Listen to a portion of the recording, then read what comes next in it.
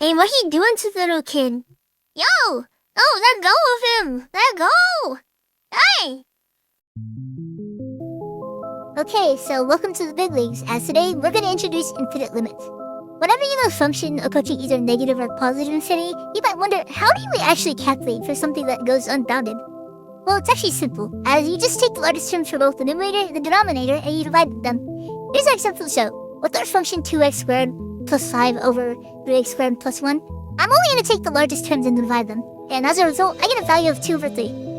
But what would happen if our limit was approaching negative infinity? Well, then the value would just be negative, as you're approaching all negative x values at that point. Also, if your term is ever larger on the bottom, you will always get a value of 0, as any number divided by infinity is going to be 0. Meanwhile, a larger term on top is either going to lead to positive or negative infinity, respectively.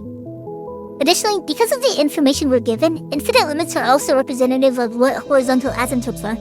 By simply finding what the limit is equal to, and if it's like at least infinite, that means it's an easy way to calculate the asymptote.